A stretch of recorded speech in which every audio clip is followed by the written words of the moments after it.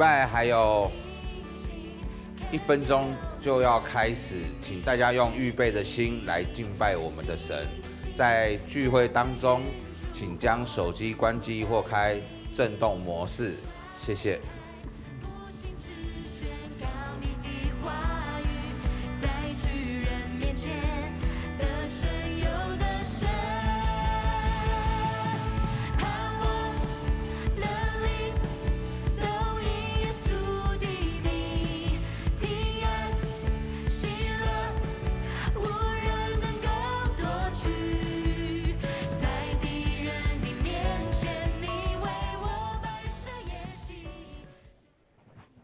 亲爱的弟兄姐妹，大家平安。感谢主，让我们今天早上又可以在这里一起来敬拜神，这是甜美的时刻，阿们。阿们。是一个荣耀的时刻，阿们。阿们。说好不好？我们请大家起立。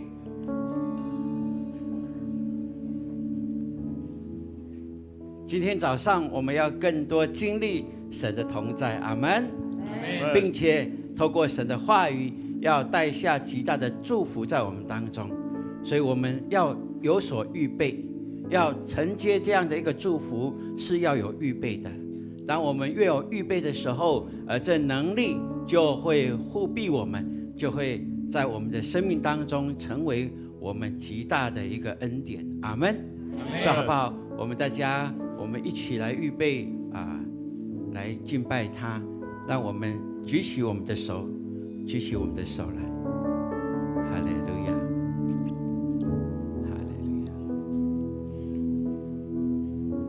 我们一起来欢迎圣灵，因为圣灵可以提升我们，提升我们从肉眼到灵眼里面，提升我们从外表的五官、肉体的五官，提升到灵里的五官。所以我们要来欢迎圣灵。我们跟着牧师说：圣灵，我相信你；圣灵，我相信你；圣灵，我爱你；圣灵，我爱你；圣灵，我欢迎你；圣灵，我欢迎你；圣灵与我们同在；圣灵与我们同在。父神，我们谢谢你，让我们在这里要敬拜你。当我们口开的时候，我们的心就开。当我们的心开，我们的灵也要被主你所提升。让今天的早上，我们所有的敬拜，不管是声音、是举止动作，都能够彰显你的荣美在我们当中。我们如此祷告，是奉靠耶稣基督宝贵的圣名求，阿们。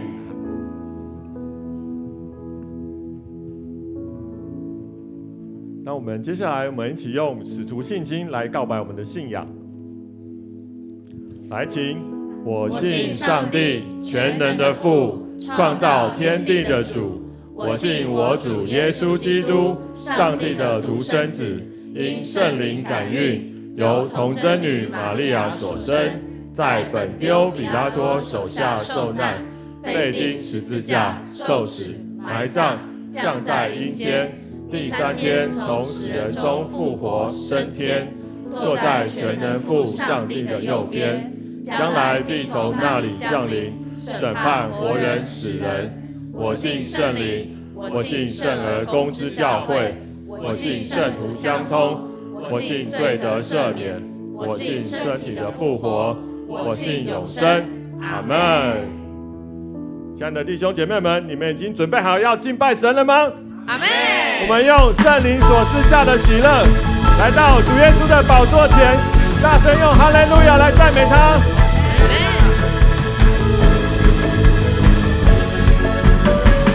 哈利路亚，哈利路亚，哈利路亚，哈利路亚，救恩荣耀都归于我们的神。哈利路亚，哈利路亚，哈利路亚，哈利路亚，颂赞全能都归于我们的神，直到永永远远。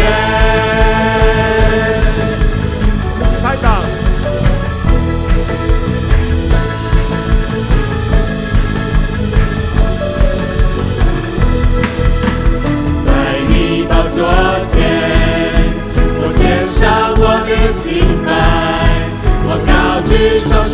扬声敬拜，愿救恩归于宝座上的神。在你宝座前，众天使匍匐敬拜，让万国万邦在天上说，愿救恩归于宝座上的神。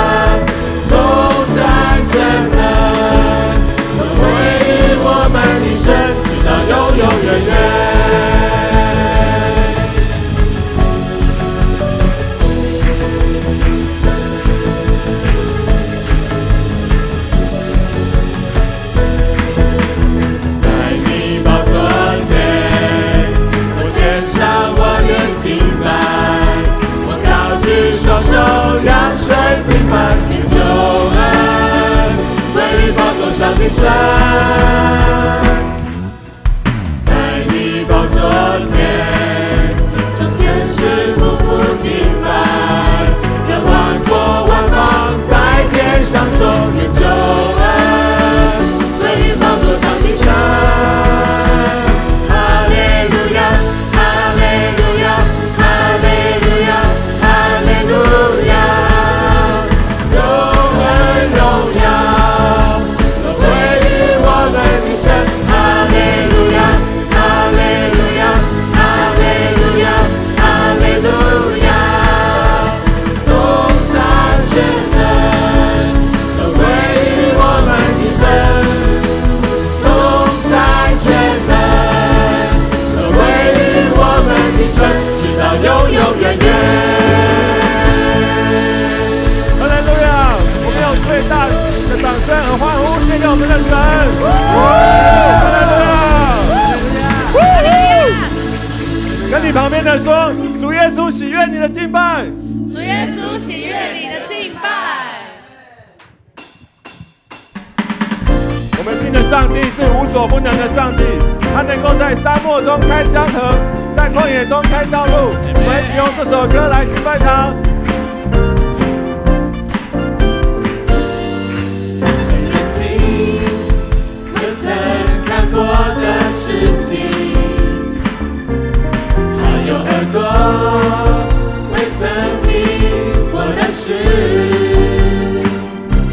甚至心里还没有想过的事，上帝早已预备给那些爱他的百姓。上帝能够成就一切不可能的事情，亘古至今直到永远，他的大能永不改变。上帝能够成就一切不可能的事情，亘古至今直到永远，他的大能永不变。我们继续用掌声和舞蹈来敬拜他。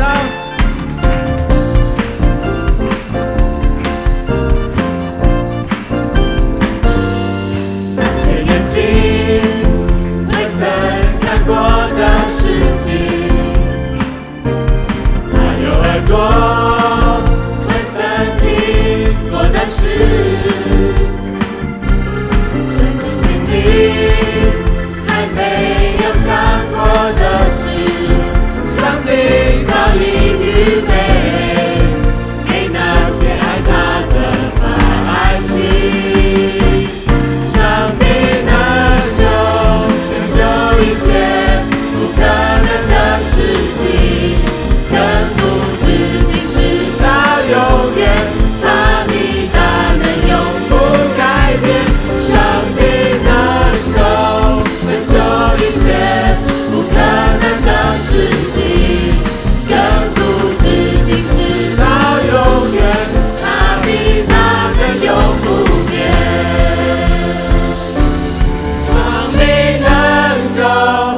就一切不可能的事情，亘古至今直到永远，他的大能永不改变。上帝能够成就一切不可能的事情，亘古至今直到永远，他的大能永不变。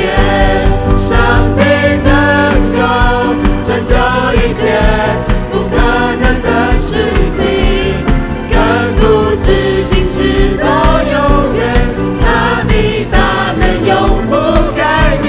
上帝能够成就一切不可能的事情，亘古至今直到永远，他的大能永不变。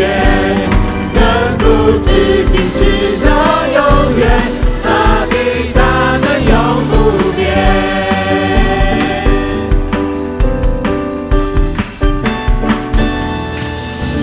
哈利路亚！赞美神，我们将一切颂赞荣耀都归给我们的神。跟旁边的说，你的大小事，上帝都看顾。你的大小事，上帝都看顾。我们的神是赐福的神，我们的神是医治的神，我们的神是赏赐平安喜乐的神。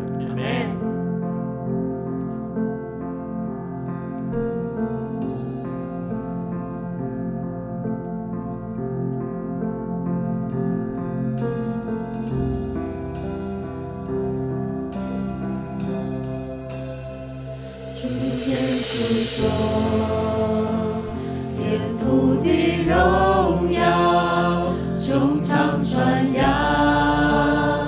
奇妙的作为，张开双手，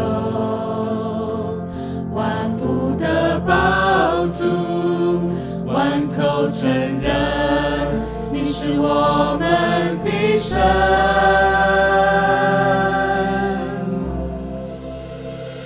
我们的神坐在宝座上，神殿充满荣耀，万民敬拜全能的神。我们尊崇你，圣洁荣耀尊贵，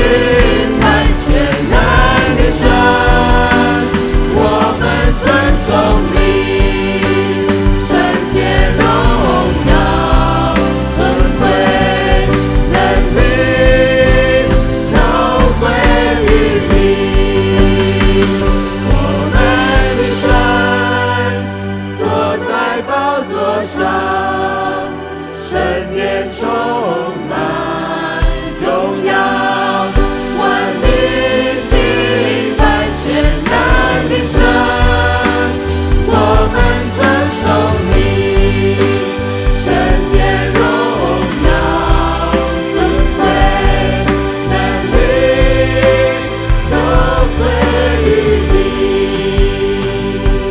哈利路亚！圣洁、荣耀、尊贵都归于他。阿门。阿门。这是我们心所愿的。阿门。阿门。因为神充满他的能力在我们当中。今天早上他就要护庇我们，让我们更多经历他的同在。当我们敬拜他的时候，他的能力就运行在这里。你相信吗？阿门。阿门。我们起先为我们自己来祷告，我们有重担如何卸下呢？就是透过祷告。今天早上你都可以全然卸下。阿门。好，将你心里的重担交托出来吧，交托出来吧。阿门。阿我门。们一起开口来祷告，为自己，先为自己，自己能够在放下重担，才能够更多亲近神，更有能力来为别人祷告，好吧？我们开口说：主啊，3声以后，我们为自己的重担能够卸下来祷告。预备，来，主啊，主啊，主啊，哈利路亚！主，我们谢谢你，今天是荣耀的时刻，是我们可以卸下我们重担的时刻。主啊，我们带着重担来到你面前，我们不想扛回去，因为我们可以交托在你的手中。就在这个时刻，你运行在这其中，按着你奇妙的作为彰显在我们的当中。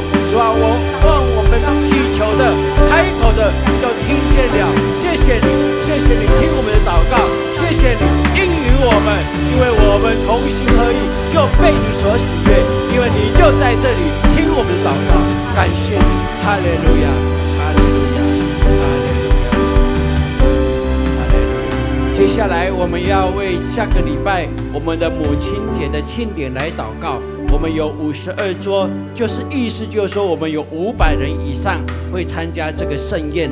我们要把这个盛宴交在神手中，我们可以担负传福音的喜乐，因为我们可以共同来成就这一件美事。阿门。你跟隔壁说，下礼拜的母亲节就是一件美事。来，下个礼拜的母亲节就是一件美事，我们要把这件美事交给神的手中。我们所邀约的家庭朋友来，他们就得着被主所得着。阿门，阿门。好不好？我们开口，让我们下个礼拜我们庆典活动，一切都能够荣耀顺利。我们开口来祷告，预备，来，主啊，我们谢谢你，我们为下个礼拜母亲节向你感恩。主啊，给我们同心合意来成就这一件美事。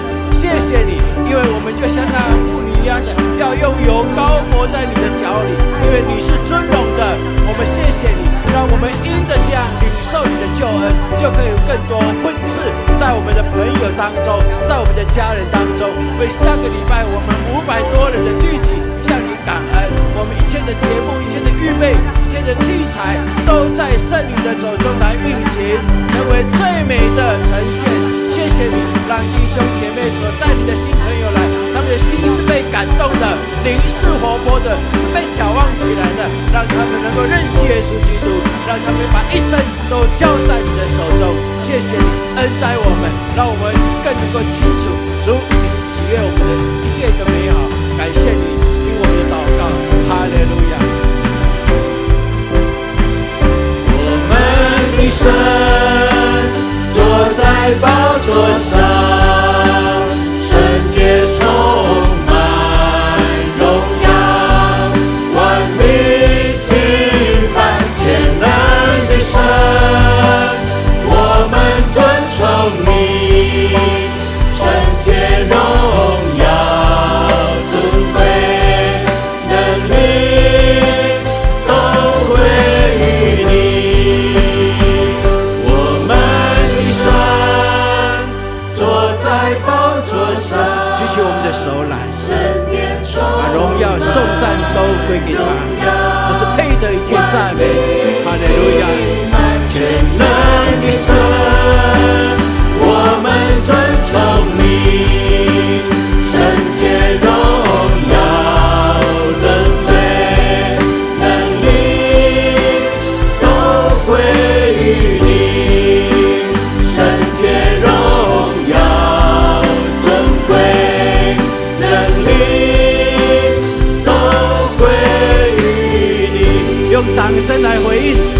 荣耀颂赞都归给他。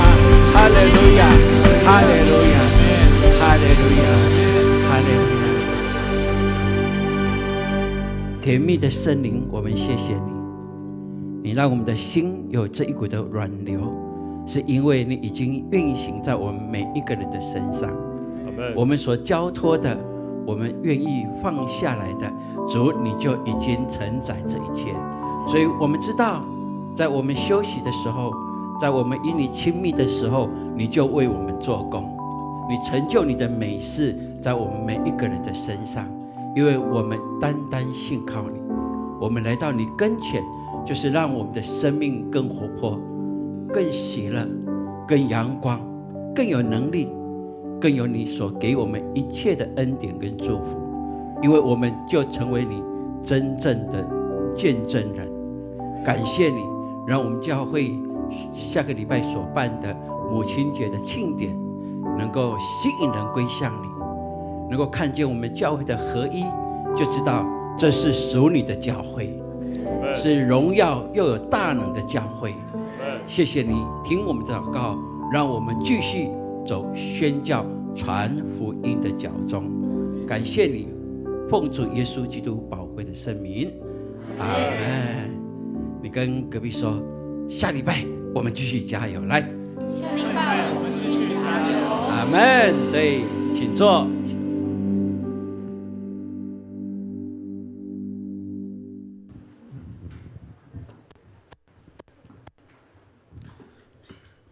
这个时候我们要来攻读圣经，记载在旧约圣经诗篇第127篇第1节到第5节，我们一起来攻读，请。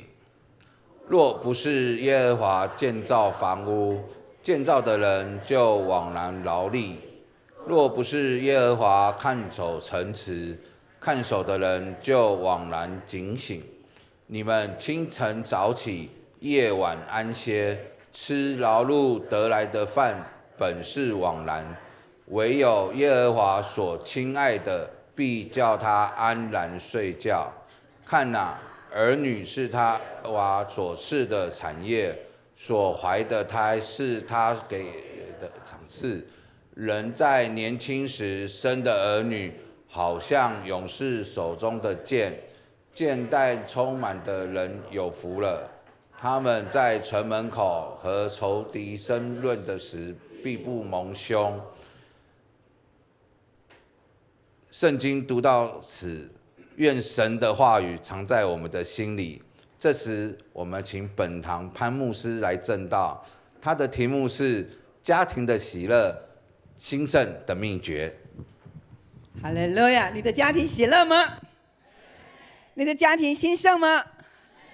这是神要给我们的。因此呢，我们在他的里面，特别我们来到教会的时候，神就给我们他给我们一个美好的家庭的画面充满在我们当中。感谢主。好，在这个时刻呢，牧师要我们呢来用圣经来作为我们的一个宣告。来，好，我们一起来，我们把我们的右手举起，我们高举圣经神的话语，来，请。上帝启示的圣经是我生命的保障，能力的源头，选择的根据。现在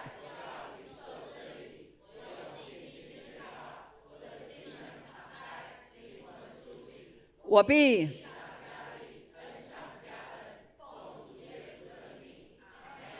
你跟旁边的你跟他说，你读了圣经就力上加力。哈利路亚！神的话语所赐给我们的，绝不突然返回。因此，当我们在这里宣告，在这里读神的话语的时候，这些都要成为我们的福分。阿们！感谢主，在我们今天呢，我们进入到5月份。5月份呢，我们都称它为家庭月。也就是在一年当中，特别是透过这个5月的时候让每一个家庭可以在家里面重新的思考，我们现在家庭的关系如何，人跟人之间有没有什么样的问题，还有我们的家庭未来，我们的目标是要走向哪里？我的儿女，我的孩子，我养育他们，到底我要给他们什么？什么对他们来讲才是最重要的？什么是他们的永恒，跟他们的永恒有关系的？弟兄姐妹，在5月份也透过下个礼拜是母亲节，然而我们今天要先进入到家庭与神的关系，所以呢，我们今天的主题是家庭喜乐兴盛的秘诀。我们一起来，请家庭。牧师要问一下，你觉得你的家庭喜乐的景象是如何呢？好比说像在我的家呢，我的家通常2个小孩现在都在神学院读书，那他们回来之后，我们在礼拜天的下午如果都忙完了，那礼拜天的下午呢，我们会一起吃晚餐，出去吃晚餐。那常常他们回来的时候晚上，我们都会一起聊教会的事，他们的学习的事，还有包括他们现在遇到什么样的种种的问题，我们无话不谈。那早上起床的时候呢，我们会跟对方说：“哎，早安啊！上帝今天给你极大的能力啊！”再来就是我们常常会对对方呢会有一个 kiss。是，所以昨天呢，这几天牧师在预备讲道篇，亚拿呢，他就过来，跟妈妈抱一下，加油一下。亚伦呢，也来跟亲我的额头一下。周牧师呢，也来抱我一下。哇，你看，一个讲道篇充满了从神来家人的祝福，这是不是很幸福？这是我家庭的景象。我们常常利用在下午的时间，然后如果孩子在家的话，牧师泡茶，或者是亚拿泡茶，泡那个叫老人茶、乌龙茶，乌龙茶。早上呢，他们会煮咖啡，咖啡跟茶我都不太会，所以呢，他们煮，然后我享受。这就是我们家庭的氛围。我们放着音乐，然后4个人呢坐在一桌上面，然后我们就开始分享，都常常分享到我们弟兄姐妹，比如说有身体上的需要的，我们就会在分享当中纪念祷告。这就是我的家庭的情况。你的家庭的情况是如何呢？充满了喜乐吗？有没有兴盛？夫妻的关系如何呢？是常常冷战，还是你们2个呢黏滴滴的，就像我跟周牧师一样，5分钟不见面就开始在这，妈妈在哪里？爸爸哪里去了？心里面呢都一直跟对方呢是有一个非常紧密的连接。不晓得你在你的家庭的喜乐的情况是如何呢？牧师问一下，你家庭的一个喜乐的氛围，你觉得你很满意的，请举手一下。家庭的氛围，有些人还在疑虑，举高一点来，牧师看一下。好，请放下。好，有举手的，上帝特别的恩典真是在你的家成就了神所赐的喜悦。那没有举手的，从今天开始，你可以宣告你的家所有完全的氛围都要改变成为耶稣基督所设计的氛围。阿们。是，所以我们的家是有极大的恩典，神要重新建造我们的家，使我们的家成为是喜乐跟兴盛的。我们知道家庭的喜乐、家庭的兴盛是上帝的本意。上帝创造家庭，从亚当夏娃，神有没有说我创造这个家庭就是要让他们搞分裂？有没有？没有。上帝他创造家庭，他原来的意思本意就是你要喜乐，家人人跟人之间要喜乐，家庭的关系呢是兴盛的，是和睦的，这是神创造的本意。但是我们现在看到整个的社会家庭，你的邻居，包括你自己的家庭，我们的家庭是不是这样的一个氛围？非常的难说。并且许许多多的家庭，他可能常常在餐桌上面，然后呢创造美好的回忆。可是有一些家庭，他是孤独的，他是冷漠的，他是不对话的，是你过你的，我过我的。这个家庭不是神所设计的。然而，我们认识神的，我们有机会回到上帝的设计当中。所以，如果你还没有建立家庭的，你还没有建立家庭，你一定要把这放在你的心中，成为一个最大的目标。为了你的儿女。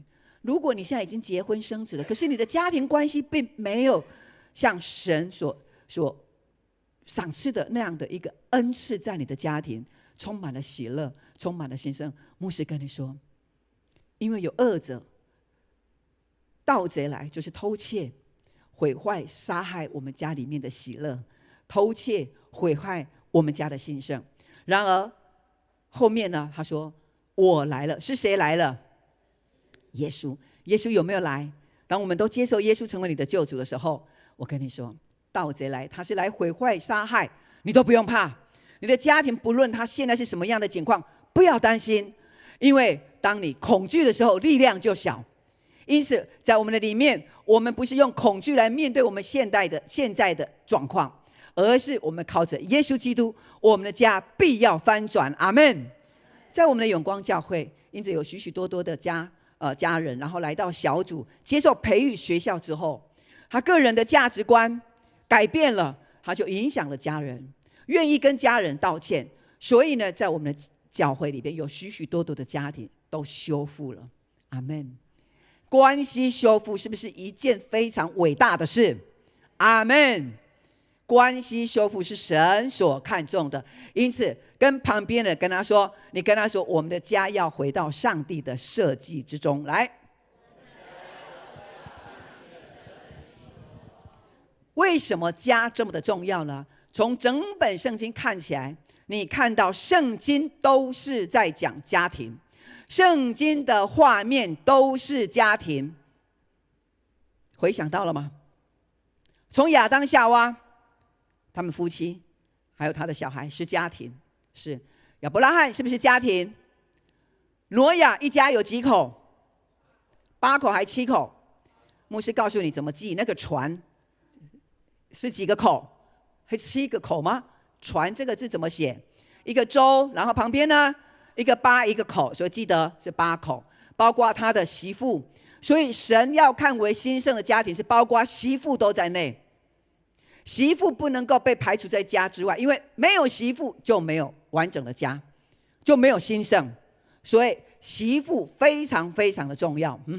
所以呢，我们的家是有父亲、母亲，有儿女，然后呢有媳妇，有上一代，有我这一代，有下一代。这是神指定要给我们家兴盛的内涵。因此圣经的画面都是在讲家庭。你可以想象一下，你的家庭能够有一个兴盛跟喜乐，你想象一下5年后你的家那个兴盛跟喜乐的画面是什么？你知道吗？当我们用想象的时候，想象呢就会成为现实。我们的想象呢，神透过想象对我们说话，他要给我们的祝福透过想象。因此一个人不想象的人，他是靠自己努力的。然而神他说，你要想象你的兴盛，那你连结于耶稣基督，你的兴盛就实现在你的实体当中。好，牧师现在要我们闭上我们的眼睛，牧师要你来想象你的家，你的家5年后你的家会是什么样的家？好，给我们一点点的时间，你来想象一下，并且那个想象5年后要成为事实，10年后要成为事实。哈利路亚！你有想象到一个是美好的画面的，举手一下。想象你的家美好的画面。好，那请问没有举手的，你想象的家的状况是怎么样呢？呀，神他透过圣经告诉我们，他说我们呢是从神而来的，因此神他就赐给我们一个想象，那个想象呢就会形塑一个现实在我们的环境当中。所以呢，我们要透过神的话语与神连结。因此当我们每一天读圣经的时候，这一本书你拥抱它的时候，你就已经拥抱天堂的一部分了。阿们。所以读圣经多么的重要，读圣经可以改变你现在坏球的状况，读圣经可以让你的心思意念，可以保守你的心思意念，可以让你行走在神的真理圣灵的水流当中，可以让你的家从一个错误然后导向一个正规，来到神所喜悦并且是他祝福的。因为神的心意就是要祝福你，神就是要给你礼物。是，所以我们就看到为什么在我们的家庭里面没有办法喜乐，没有办法兴盛，当然有一个喜乐的氛围，一个兴盛的氛围，是要透过我们有一个好的习惯来养成。是，所以牧师要来请问一下，在你家庭里面，人跟人的对话，家人、父母亲、夫妻的对话，跟小孩的对话，你们的对话是温柔体贴的，还是斥责，还是咆哮的？你的家庭氛围是怎么样呢？呀，所以呢，牧师要鼓舞我们永光的家人。永光的家人，在我们的口舌上，我们的口舌所带出的都是仁慈的原则。我们说仁慈的原则，不管你对你的配偶，你对你的儿女，我们都要把他看为他是神的，他是神的儿子，神的女儿。是神差我在这个家庭当中呢，我是与他共同学习，我也要跟我的儿女学习。所以你对他说话，你要尊重他。当你尊重他的时候，儿女说话他也会尊重你，因为从父母亲表达出来的，你的善在孩子上就会善上加善。如果你对孩子表达出来的恶，就会加倍的恶还给父母，你知道吗？这是在一个灵界的原则里边，夫妻的关系也是一样。当配偶对配偶说话的时候，你是用那个不屑或者是不理，然后呢不尊重的态度跟对方对话的时候，你知道你的配偶他会加倍的奉还你，因为那是一个不对的灵在你的家庭当中。所以我们要养成一个好的文化，我们需要有一个仁慈的口舌，仁慈的口舌呀。然后在家里面呢，要创造一个美好的喜乐的氛围。家里面有常常泡茶泡咖啡的举手。好，牧师鼓励呢，你在家里面呢可以买一台那个咖啡机，然后呢买一些的泡茶的茶具，可以在家里面泡茶，关系可以有很棒的一个营造，一个很美好的一个氛围。你光闻到咖啡，你整个的情绪都安静下来，哇，这是非常好的。所以在我们的家，每一天都充满了咖啡香。家庭要喜乐，要兴盛，一个非常重要的一个秘诀之一，就是我和我的家要侍奉耶和华。阿们吗？为什么呢？为什么我和我的家侍奉耶和华就会带来喜乐兴盛？因为当我们侍奉耶和华上帝的时候，你的心、你的意念就与耶和华的话语连结，与耶和华的心意连结。我们耶和华所带出来，他是慈爱的，他是公义的，他也是自由的。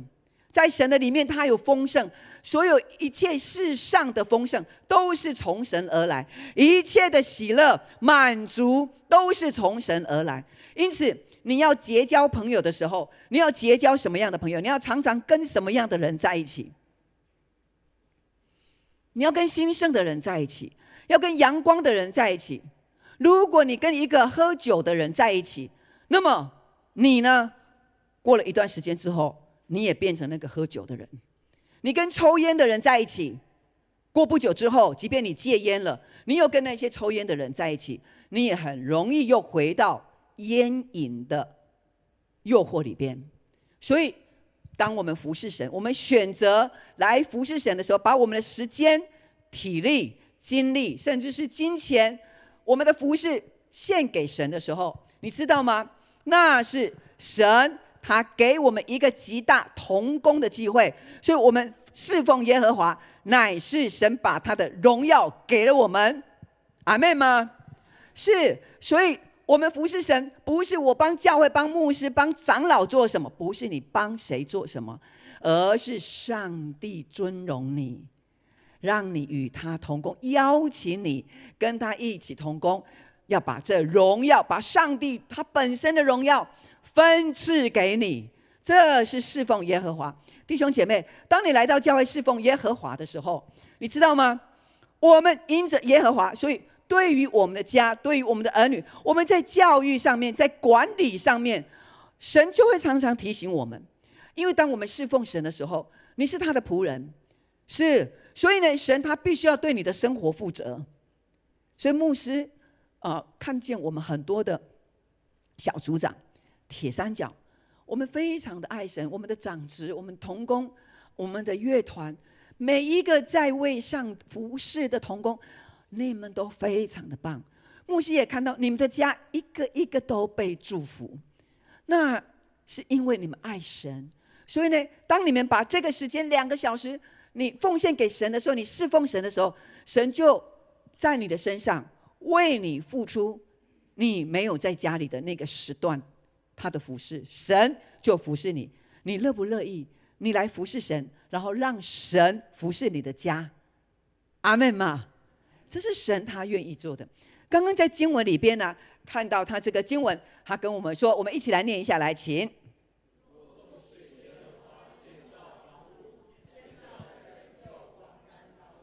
若不是耶和华，是建造房屋。在这个圣经里边，所罗门他所写的这个诗篇，建造房屋，你猜是什么意思？基础吗？在这里面他讲到的建造房屋，包含了建立家室，也就是要预备要结婚的人。然后呢，你怎么样管理你的家庭，你的小孩怎么样养儿育女，这个是建造房屋的意思。他说，若没有耶和华在你的家庭当中，你所建造的一切都是枉然劳力。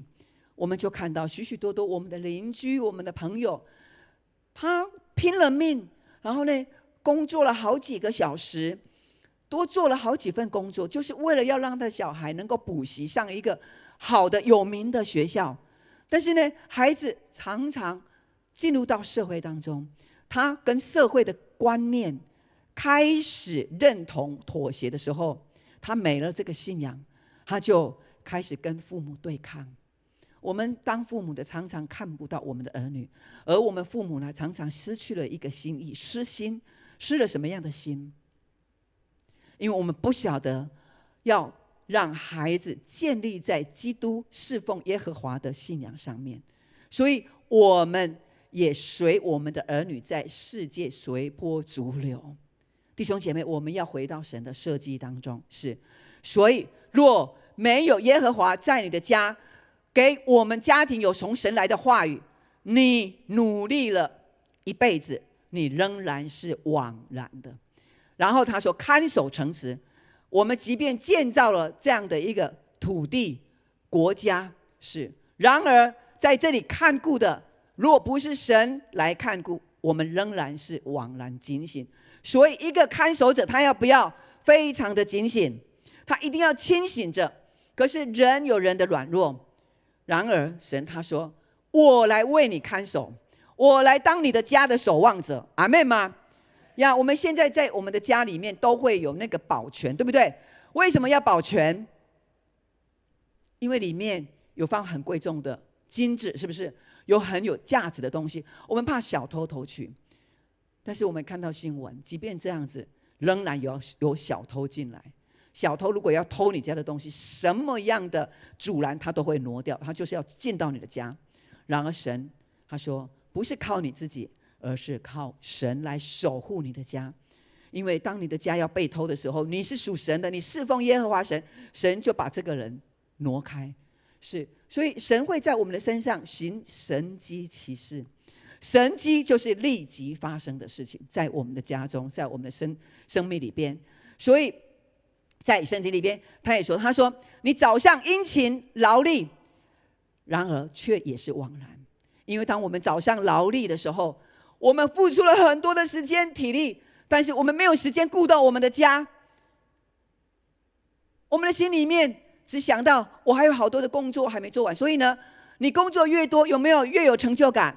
不一定。但是呢，更多的是什么？压力。我们现在太常听到我们说啊，好忙好忙好忙。忙字中文怎么写？怎么写？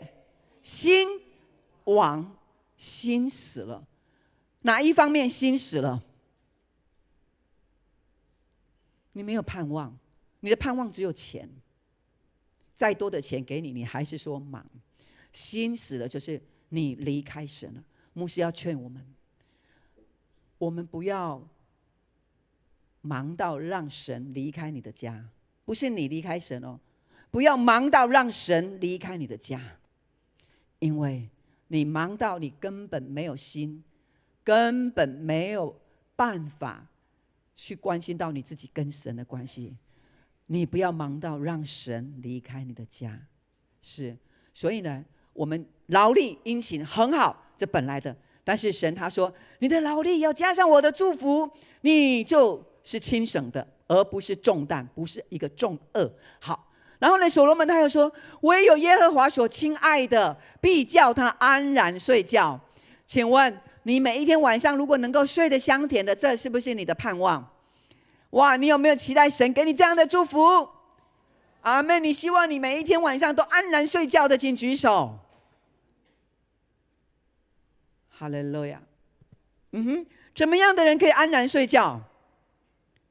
你知道吗？牧师常常没有办法安然睡觉，因为我在睡觉的时候，脑袋都在想什么？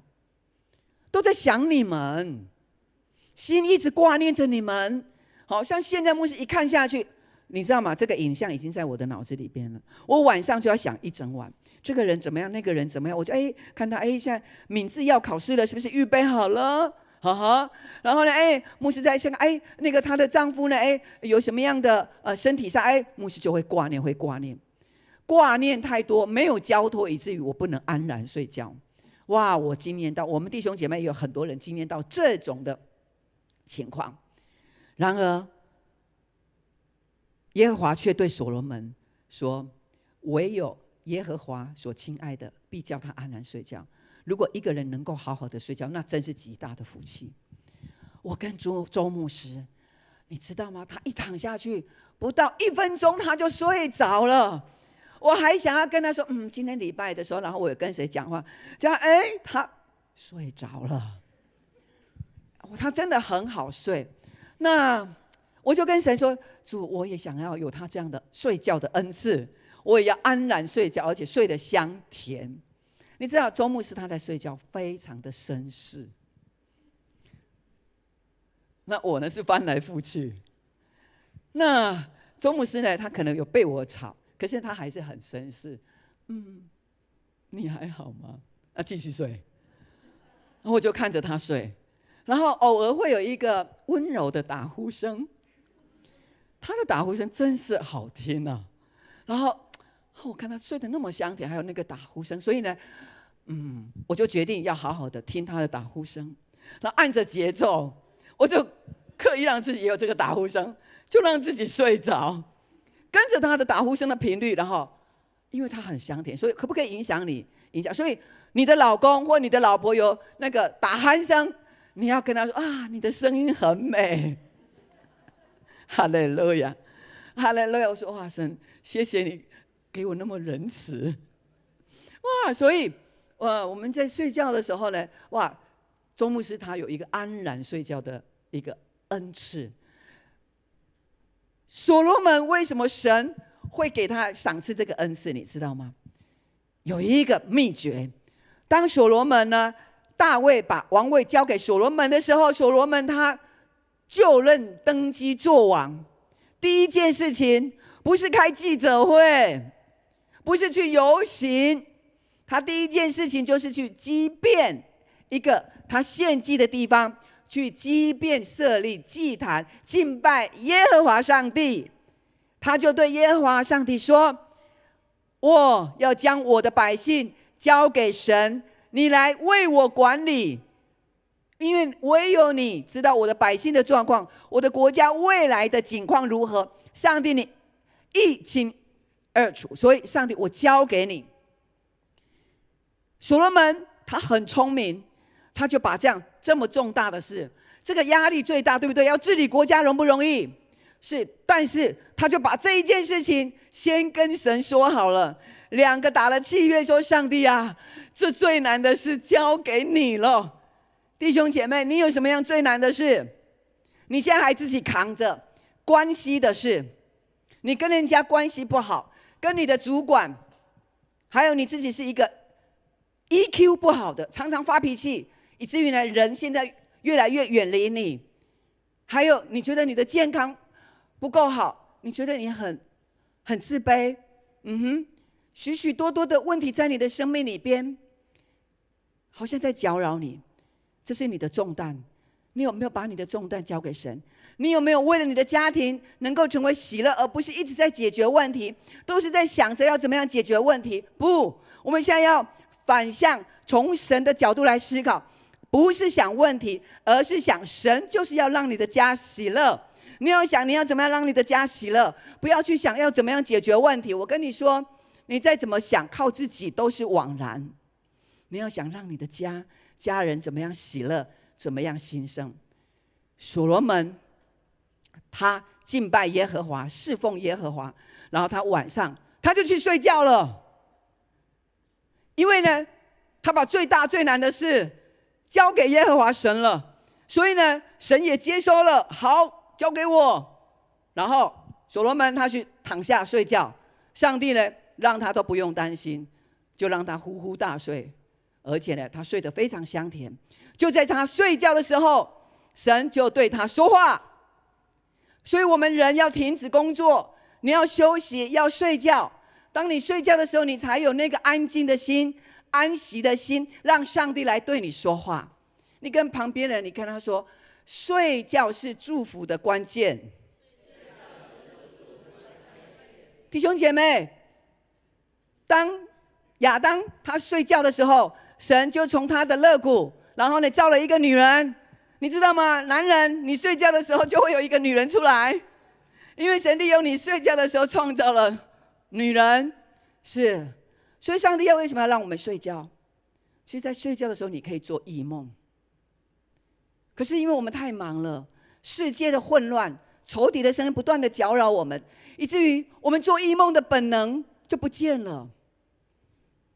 你有许多的本能是神赏赐给你的，每一个人都有。当你信了耶稣之后，你相信他，神的恩赐都在你的里面，赚钱的恩赐也在你的里面，读书的智慧也在你的里面。但是这一些因着我们担忧都离开了，我们离开了神的荣耀。是，所以我们晚上休息的时间，你不要缩短你睡觉的时间。有些人都熬夜，熬夜呢，你知道吗？你熬夜那个时间你也在忙，所以你在忙，你就是让你的身体、你的健康交给了仇敌。而仇敌他是来建造你的健康吗？他是来偷你的健康。你在熬夜，1天2天，1个礼拜2个礼拜，1个月3个月，你的健康就开始下滑，仇敌就偷走了你的健康，也偷走了你的关系。所以所罗门因着他敬拜耶和华神设祭坛，这就是一个敬拜。所以所罗门呢，他把很多的事情都交给神，而在他睡觉的时候，神就对他说话，说什么呢？他说：所罗门，我要给你从以前没有一直到未来都没有的智慧，你要成为世界上有史以来的人最有智慧的王，所罗门王。阿们。所以当你睡觉的时候，神要在你身上做这么大的事，那你要不要睡觉？好好的睡觉，让神来对你做事。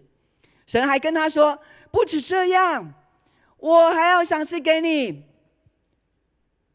最大最大的富足，你是世界上有史以来你是最富足的王。阿们。所以呢，在所罗门身上的所有他的资产都超过现在的马斯克。哇哦，弟兄姐妹，神要加在我们的福是超过你所求所想的。因此神他赐给我们安然睡觉，我们的家每一个人都能够安然睡觉，这是一个最大的祝福。所以你的家必须要有一个喜乐，要有一个兴盛。喜乐跟兴盛怎么来？让我们一起侍奉耶和华，让我们的心连结于教会，连结于弟兄姐妹。因为当你在这个环境，在这个土壤里面，你为神而服侍的时候，神他就把他的荣耀荣光分赐在你的身上，他就把他的创造那个喜乐就分赐在你身上。然后你回家的时候呢，你就把这个喜乐带给了家人，你就把这个兴盛带给了家人，你就会听到好消息。哇，我的孩子进步奖连续拿了3周了，哇，我的孩子这次考试出其意外的好。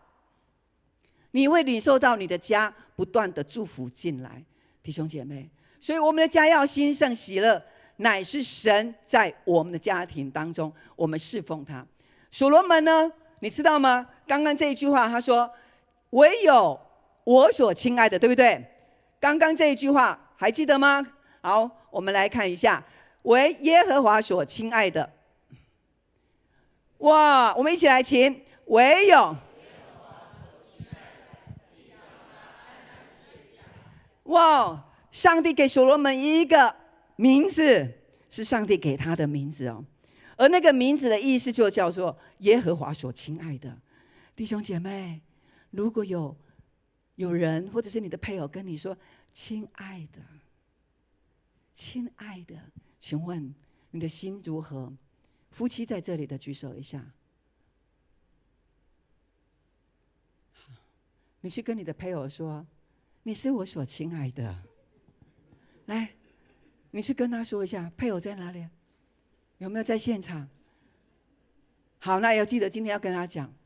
好，这是神的话，你不说的时候，你知道你就遗憾了。因为当你说神的话的时候，你跟他说你是我所亲爱的，他听到之后，是家哦，他会对你那个关系那个美好是加成的。所以上帝也对所罗门说你是我所亲爱的，阿们。所以呢，所罗门呢，他有另外一个名字是神给他的，叫耶底迪亚。我们说所罗门是意思就是耶和华所亲爱的，耶底迪亚，阿们。你要不要成为耶和华所亲爱的人？神最爱你了，神说你是我的耶底迪亚，阿们。你跟旁边的人，你跟他说你是耶底迪亚，就是神所恩宠的人，阿们，阿们。我们一起宣告说我是耶底迪亚。来，好像不是很被恩宠的感觉，那个孤儿的灵去掉。来，我们大声的宣告，我是耶底迪亚，就是什么呢？神所亲爱的人，阿们。你有没有觉得你的心更多的爱进来了？是，所以身为太太的，你不要担心，你的老公对你不够温柔，不够付出。我跟你说，有些时候是我们的眼光的问题。回到神的里面，你问上帝，神就会跟你说你是我所亲爱的。你就会满足，你就会用神的眼光来看你的配偶，你的家必然会有一个极大的兴盛，极大的翻转在你的里面。因此呢，我的家跟我和我的家侍奉耶和华。我们一起来，请来，我和我的家，我的家，阿们。感谢主，是我们的家。在上个礼拜，我跟周牧师呢，我们就回到高雄，跟周牧师的大哥、二哥，然后呢，我们就相约，然后呢去扫墓。我们就相约去扫墓。那他们有3个兄弟，还有大姐，我们也下去。这个家庭呢，当我们在那里扫墓的时候，我们就一起唱诗歌，把爸爸妈妈当时候他们告别礼拜的诗歌再拿出来唱。我们全家就围着那个坟墓，然后在那里唱诗歌，然后在那里祷告，为家族祷告，也缅怀爸爸妈妈为我们所付出的。虽然已经离开世上了，但是他的恩典仍然在我们里面。因此我们要传承这样的信仰跟恩典，这就是基督徒的扫墓。然后呢，我们也买了鲜花，然后呢摆在那个瓶子里面。哇哦！然后那一天晚上，周牧师的堂哥也是牧师，然后就说：哇，难得你们回来，来我们来吃饭，然后大家来聚集。我们很难有这样的聚集，所以我们总共有10个人一桌，这样我们就吃晚餐。在那一个晚上，这个堂哥大哥也是牧师，他说：我们的家族因为侍奉耶和华，非常蒙神的祝福，通通都是牧师，通通都是牧师。哇，我们没有以家人做其他的事业，有什么样的以那个为傲，没有，而是以成为神的仆人，成为我们的恩典。阿们。你知道吗？牧师最大的祝福就是你们的家人，你们的后代也要成为牧师，成为神的仆人。阿们。我和我的家必侍奉耶和华。所以我们的家族不仅我们的家庭关系很好，我们的家族的关系也非常的好，并且我们很喜乐，也很兴盛。第二个是基督是我家之主。请问你的家有这个匾额，木头的匾额，基督是我家之主的，请举手。哦，好，没有举手的，也许你不晓得原来有这个匾额，你可以到书房去买，或者是桂林有没有在这里？桂林今天没在吗？啊，好，大家跟他说牧师有点名了。桂林呢，他是在书房里边，你们可以跟他订。好，他今天有生意可以做了。基督是我，你在你的家一定要有一个位置是给神、给耶稣基督的位置，好不好？把它彰显出来，然后让你的家人、让你的朋友进来，让你的儿女、让你的家人知道你所信的，你的上头有这位基督在造你，你是有信仰的人，用这个把基督的他的权柄彰显在你的家，让耶稣基督来管理你的家。当然你要过基督徒的真理的生活，所以基督是我家之主。耶稣基督为什么他能够成为我家之主？在上个礼拜牧师有提到，以色列人他们献祭，有没有？他们来到西奈山，他们献祭，然后呢，他们献什么？献牛、献羊、献鸽子。每一次他们犯罪，他们就要献，所以呢，他们会杀了许许多多的牛羊。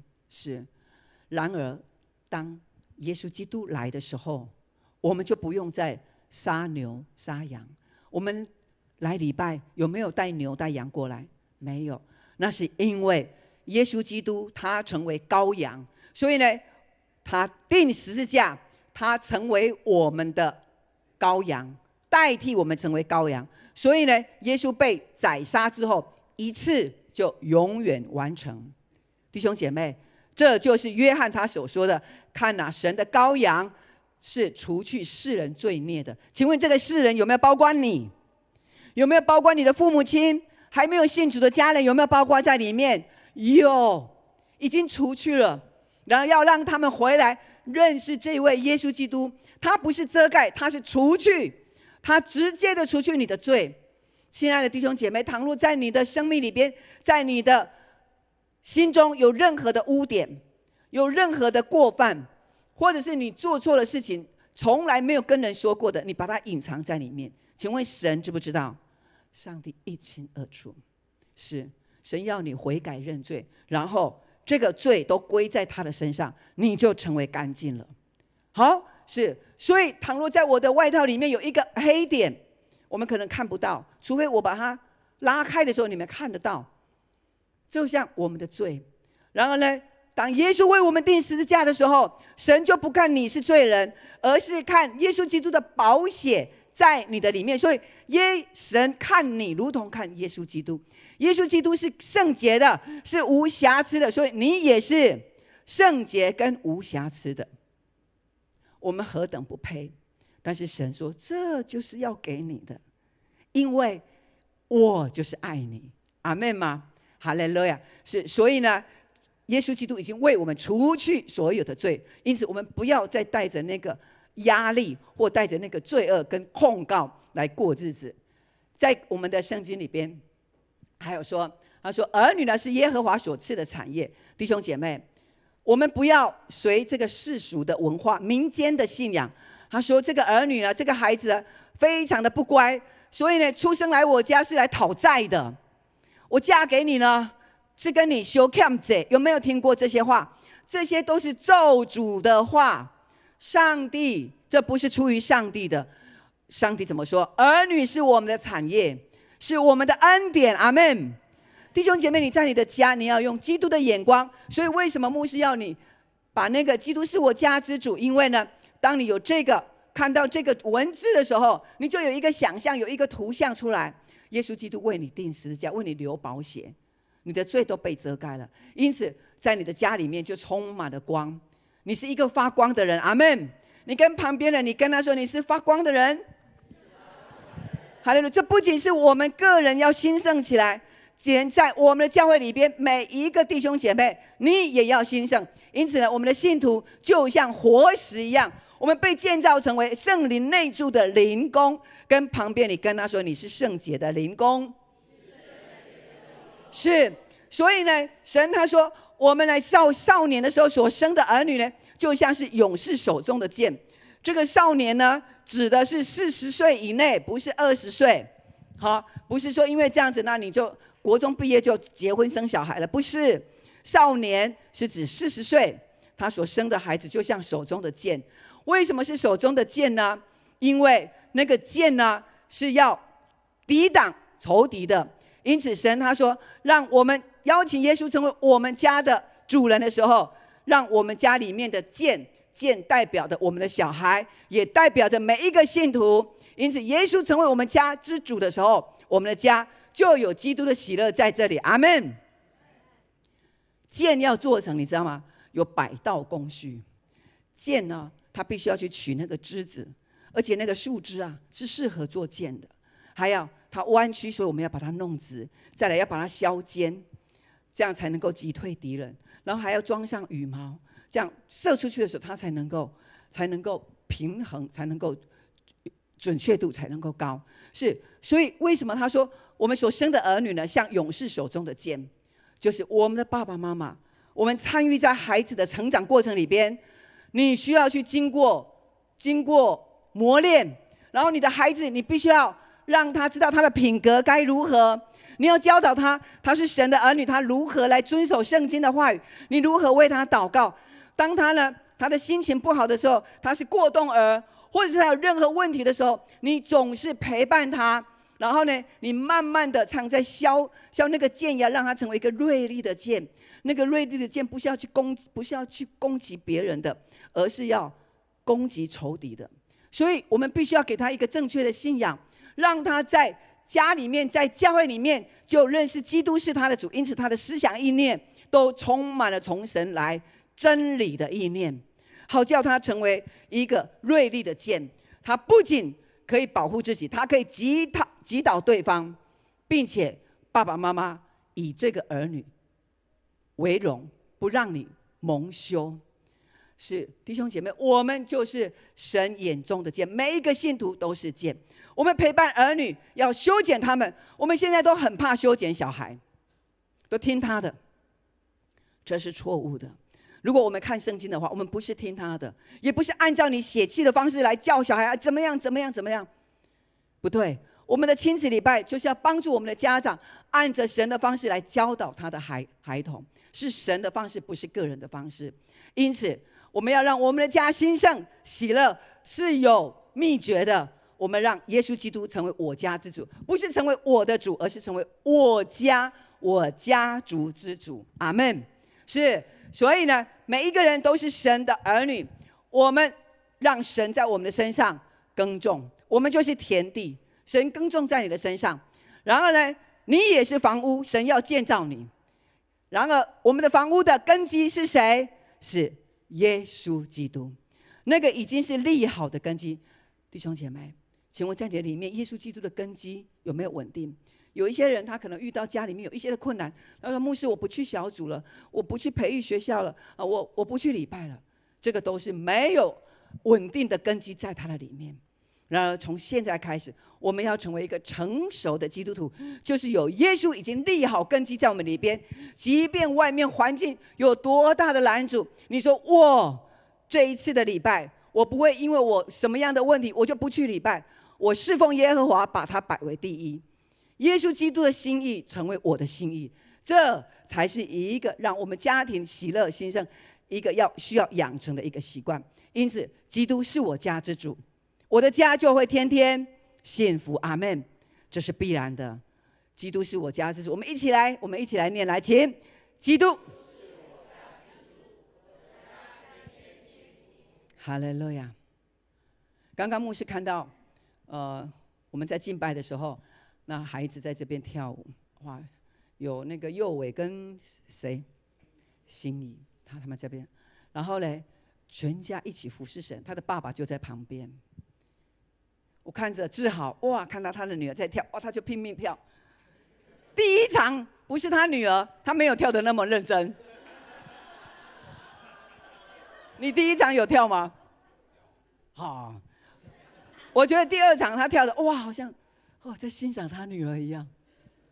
对，诗篇144篇他说，幼年我们的儿子幼年就成为树栽子，然后女儿呢像宫殿的雕塑。神在祝福我们什么？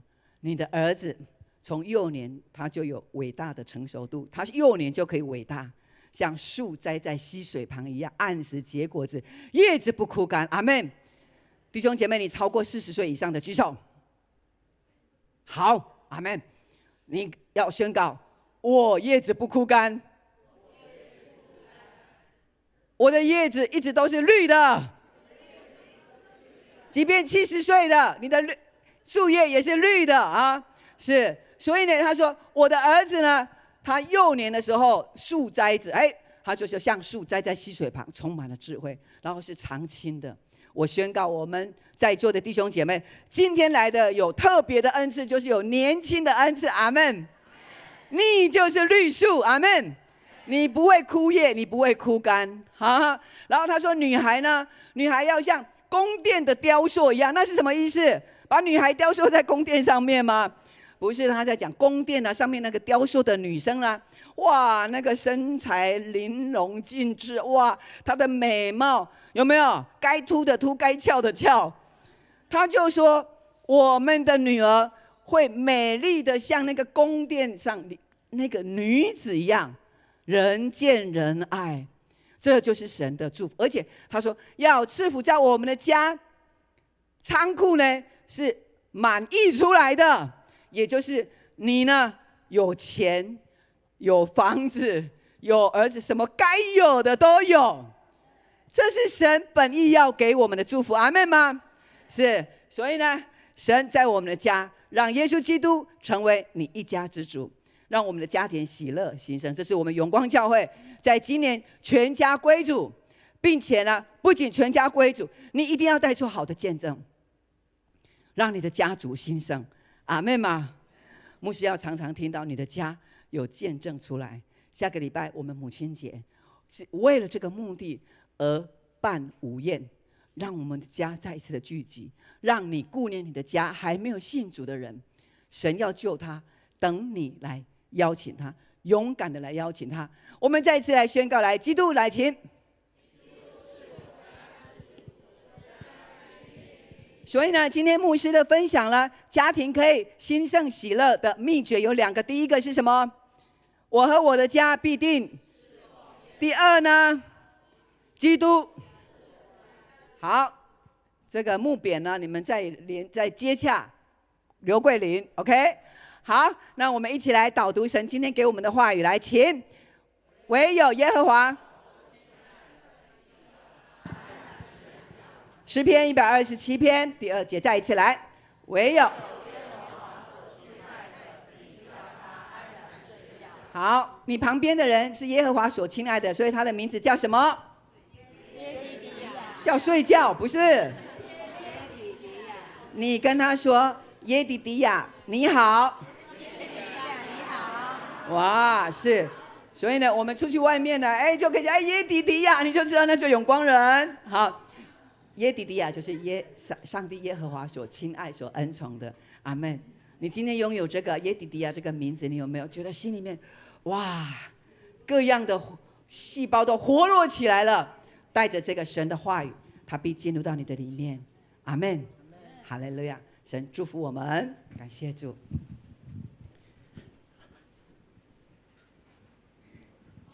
弟兄姐妹，邀请大家起立，我们一起来唱这首诗歌，来回应神的话语。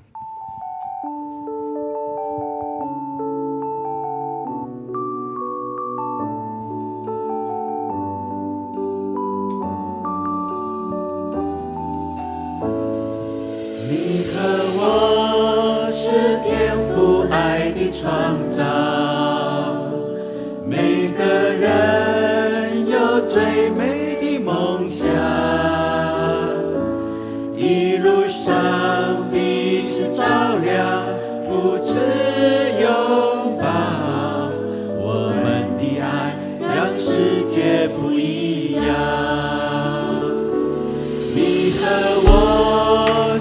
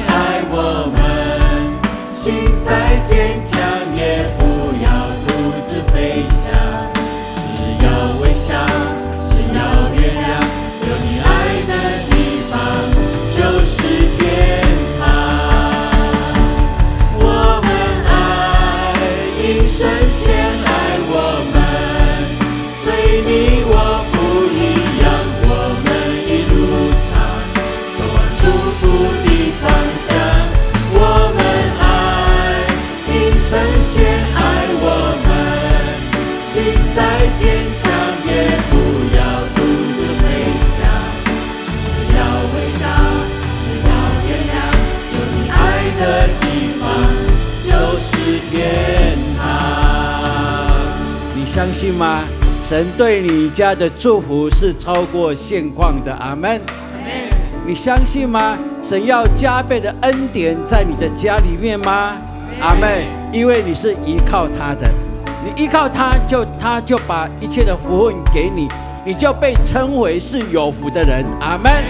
所以今天早上你要为你的家来守望祷告，求神除去一切那拦阻你的家领受祝福的宣告，这一些都离开你的家，让你能够全然的坦然的在神面前来领受从神而来为你流露下来浇灌下来倾倒下来一切的祝福，阿们。好吧，我们开口为你的家为你自己来改变来祷告，好不好？我们开口为自己的家来祷告，预备来。主啊，是的，主，我们为我们的家来祷告，哈利路亚，你是我们的主，是我们的一家之主，我们依靠你。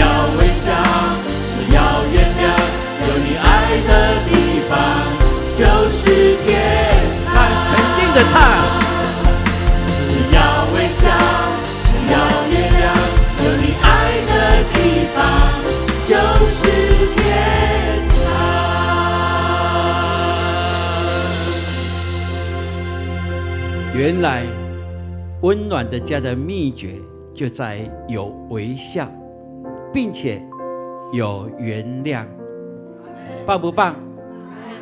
容易吗？很容易的，阿们。你跟隔壁说，你祝福你的家就是微笑跟原谅。来，你祝福你的家就是微笑跟原谅，阿们。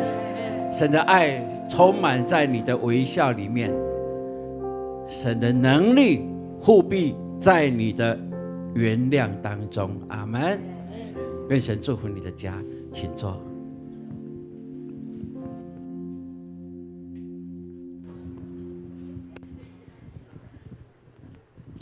这时候我们要来奉献，奉献是回应上帝的爱以及信心的行动，请我们以感恩的心、敬虔的态度来奉献。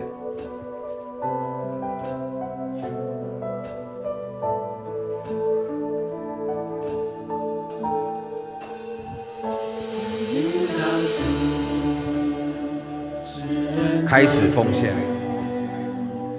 谦卑领受生命活泉，生命触摸，重新得力，表达出人诚心所愿。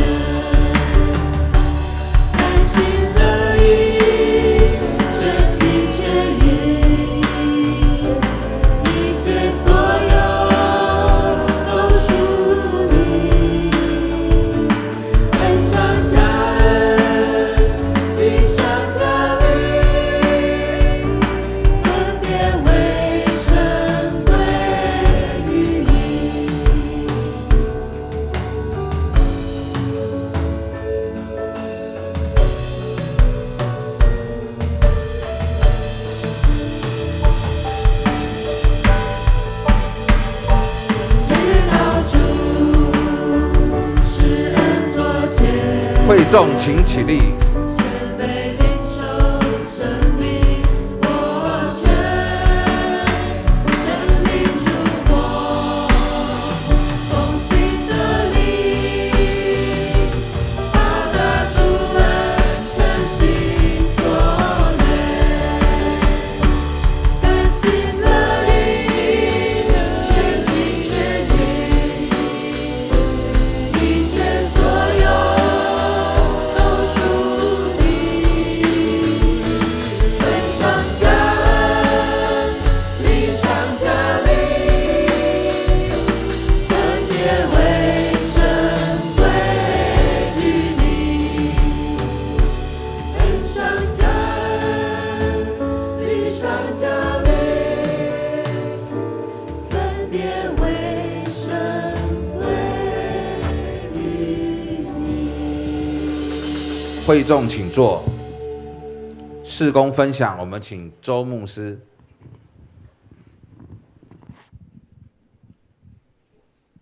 愿上帝丰沛的恩典大大的祝福你的家。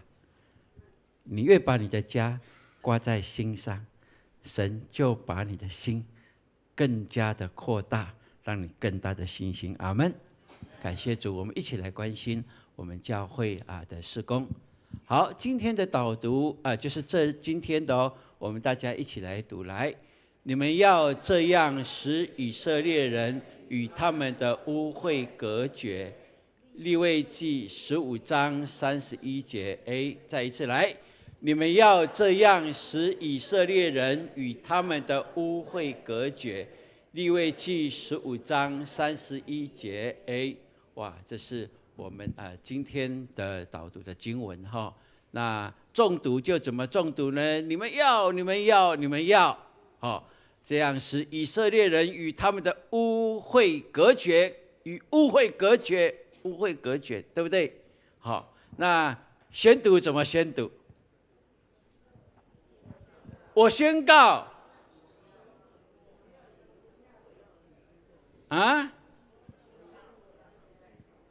我是真以色列人，我与污秽隔绝，这样可以不可以？可以哈，对，就是我们这样，自己可以转化。我宣告我是真以色列人，我与污秽隔绝。我宣告我与污秽隔绝，阿们。对，我宣告我是圣洁的，是清洁的，是神所喜悦的，是可以亲近神的，阿们。哇，这是都可以把神的话语化为我们现在的一个祝福哦，一个宣告，这是很棒的哈，感谢主。好，下个礼拜我们在这里聚会吗？哦，不是，我们要到状元楼去哈。那9点半哦，9点半我们就要入场了啊，因为我们人数众多，而且那个状元楼不只是我们哦，我们是在1层楼而已哦，它还有其他的这个各层楼不同的一个单位哈，所以我们要去要报到然后要确定我们坐的位置，以及你所邀请的这些朋友、亲人、家人，你记得要跟他们说9点半就要到哈，9点半我们邀请他们，非常的热情的要邀请他们参与在我们当中哈，所以请大家记得哈。那有一个，请我们小组长要来向我们小组长预约报到的哈，就像我们要搭飞机有没有？我们搭飞机那天可以怎么样？前一天晚上可以怎么样？网上报到，对不对？可以上网去报到，对不对？那我们这次也有这样的规格一样的哈，所以我们要礼拜五下午以前，我们要向礼拜四下午以前，礼拜四下午5点以前向小组长来预约报到哈。那让我们小组长知道我们这一组你们所报名的人数有确定是怎么样哈，然后再回报给我们的名家干事，让我们教会能够有统计哈。那只要在小组长的群组里面回报就知道了哈。那我们中央这边都有我们所有报名的这些的人数都知道，那我们要统计了解一下哈。OK， 好，那要把名字报上来哦哈，就在我们的小组长的群组里面来报给名家就可以哈。OK， 好，我们今天礼拜结束的时候，我们到后面可以拿到母亲节的这个贺卡啊，这个是空白的，是谁要写呢？你只要家里有母亲的、有妈妈的都要写哦，好不好？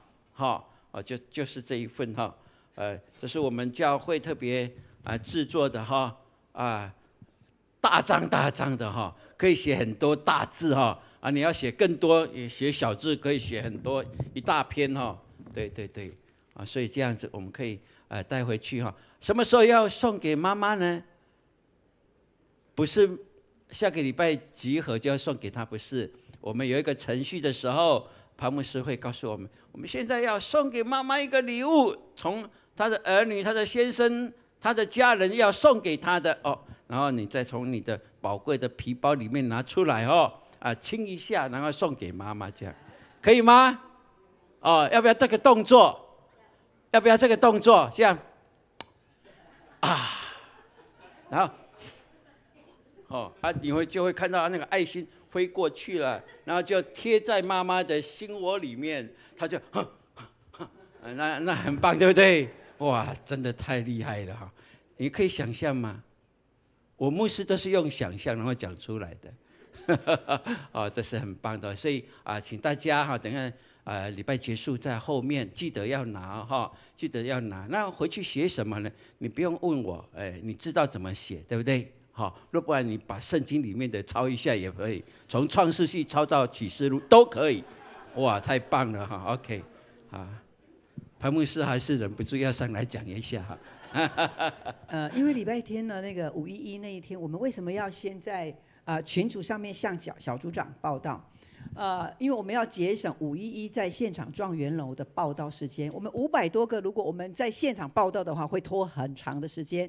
所以呢，我们如果在这个周间，小组长确定一下参会者的人，把名字呢写下来，然后回报给我们在小组长群组里边回报给名家，他就会统计。因为我们到时候就座的时候要对你的名字，对你的桌号。好。若不然呢，可能其他我们自己会外的，他们也有自己母亲节的聚餐，可能他跑来我们这里了，所以搞混了，所以我们一定要先划位。好，所以这是小组长这个礼拜要完成的任务，是在礼拜4下午5点之前。礼拜5我们的干事他们就要开始作业，所以这一点呢，大家要留意。那511呢，到了状元楼的时候呢，你的组员他已经向组长已经预约报到的，对不对？他那一天到的时候9点半他报到，你就直接带他就位。所以呢，礼拜5呢，我们的干事同工他就会把你们的组员，你们如果报到完了，预约报到完了，就会把组员的桌号就会传给组长。那组长你一定要知道哦，他是坐哪一桌，坐哪一桌。然后呢，你有这个资料，你就带他就坐，就不用在那边经过那个报道的关卡，这样 OK？ 我们为的是，所以一定要在这个礼拜完成预约划位哦，哈 OK， 请划位，要不然就不能登记了哈。OK 来，今天等一下我们礼拜结束请我们长子同工庆典当日的服侍同工都留下来，我们在这里有一个说明祷告会哈。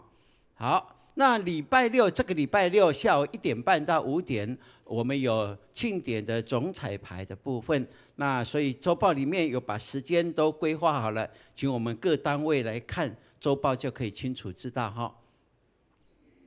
好，那我们在进行桌游幸福小组第3周，感谢主，目前我们认领的人数是这样，每一个人数，每一个数字都代表一条灵魂，一个家，一个家族，阿们。所以这个都可能影响我们社会的未来的，所以我们好好继续为这些人来祷告。我相信神悦纳我们所摆上的哈。好这是我们幸福桌游的这样的一个进行的情况哈。好，那今天礼拜结束，我们的幸福小组的备课依然是有的，请我们到会堂来预备哈，谢谢。好，夏令营这是儿童的我们有很多的儿童的父母或者亲人在这里的，或者邻舍有这些同年龄层的，我们都欢迎哈这次我们要跋山涉水比较远一点啦但是是充满了一个非常的喜乐的一个行程哈，我们赶快来报名人数我们是有限制的哈。好我们继续来为我们的信志长老来祷告也为圣义弟兄就是立好的父亲，我们把他们交在神的手中特别来保守他们，在他们的病弱里面，因着我们的祷告可以恢复健康。阿们。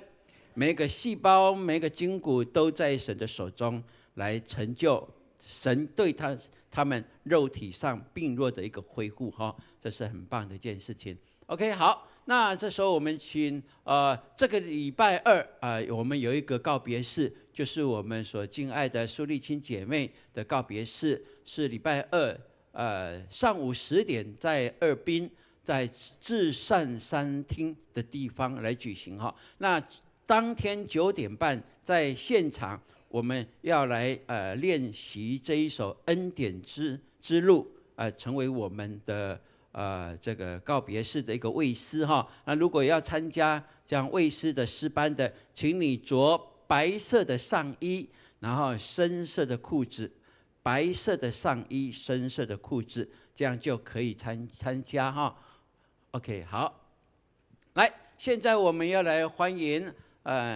今天在我们当中新来的朋友慧敏的朋友心怡心怡请起立好不好？我们欢迎他。感谢主充满笑容的心怡上帝祝福你给你更多从他而来的恩典，也让你更多认识他。阿们。好，那他住在土城土城在隔壁而已嘛对嘛对，感谢主OK， 好，那一位也是住在隔壁新店的郭贝荣贝荣在哪里呢？在这里 OK， 好，感谢主欢迎今天来到我们当中来聚会，我相信神都与你们同在，并且大大的祝福你跟你的家。阿们。好，我们这时候我们有新朋友迎宾团队要带你们到旁边，我们有一个小礼物送给你们，也介绍教会，让你们能够更多的来认识。好 ，OK， 好，这时候我们请起立，我们要一起来唱这首诗歌，彼此来祝福。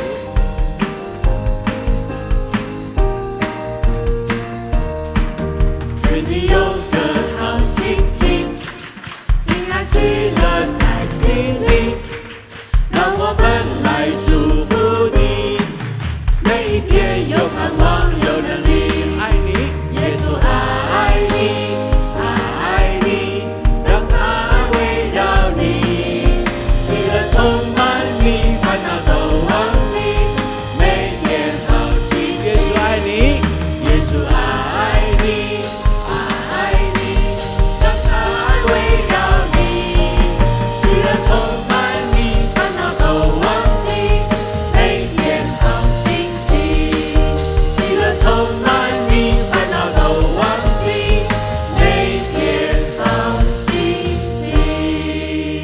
如果你今天是第一次来的，牧师也为你祝福，愿神的灵大大的充满你让你在礼拜当中更多体会这位神是又生又活的神。阿们。我们一起来领受祝福。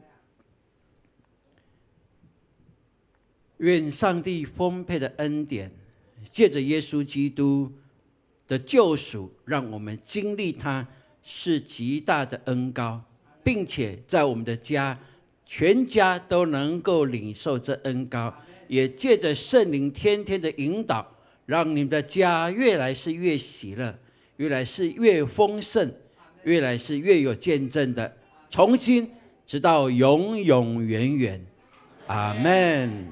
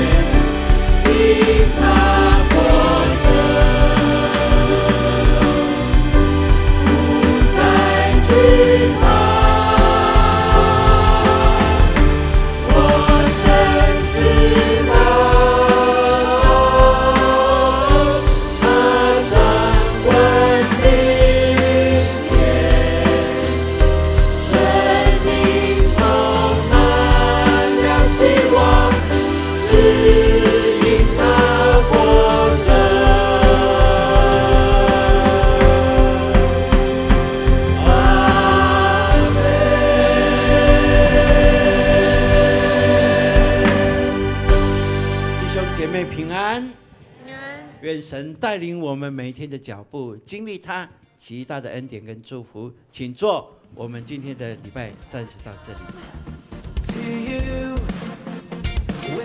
直播的弟兄姐妹平安。